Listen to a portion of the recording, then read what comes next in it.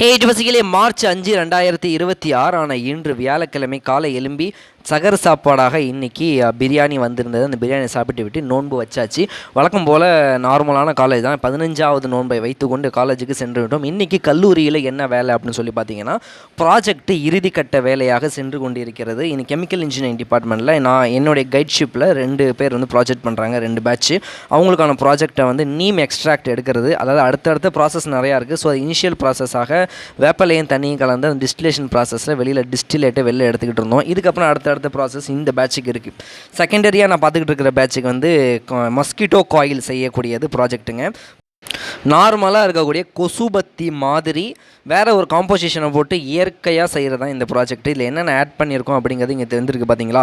இது எல்லாத்தையுமே ஆட் பண்ணிவிட்டு மைதா மாவை கடைசியாக போட்டு நல்லா பசை மாதிரி தோசை மாவு ஸ்டேஜ் வர வரைக்கும் கிண்டிக்கிட்டே இருக்கணும்.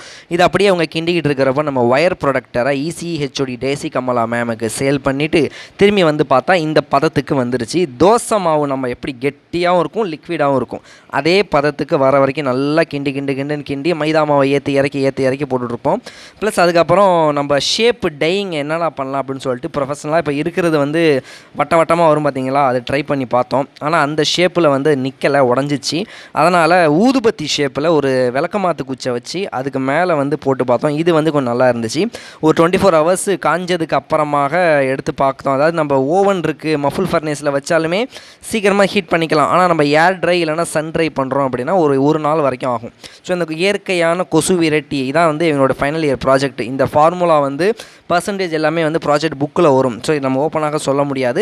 அந்த கொசு விரட்டியை செஞ்சு டெஸ்ட் பண்ணியும் பார்த்துட்டோம். ஃபயரும் ஆகிடுச்சு, புகையும் வருது. ஆனால் கொசு எந்த அளவுக்கு எஃபெக்டிவாக காலி ஆகுது அப்படிங்கிறத இனிமேல் செக் பண்ணி பார்க்கணும். நம்ம கெமிக்கல் கார்த்திக்கு இன்றைக்கி பிறந்த நாள் என்பதால் அவருக்கு வாழ்த்துக்கள் சொல்லி முடித்துவிட்டு நாளை கல்லூரிக்கு வருபவர்களுக்கு இன்ஸ்ட்ரக்ஷனை சொல்லி கல்லூரியோடைய வேலை நாளை முடிச்சு விட்டாச்சு. காலையில் 9:20 ஈவினிங் 4:40 கல்லூரி முடியுங்க.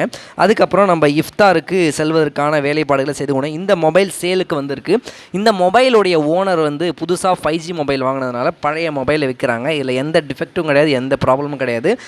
ரியல்மி C25Y அப்படிங்கிறது.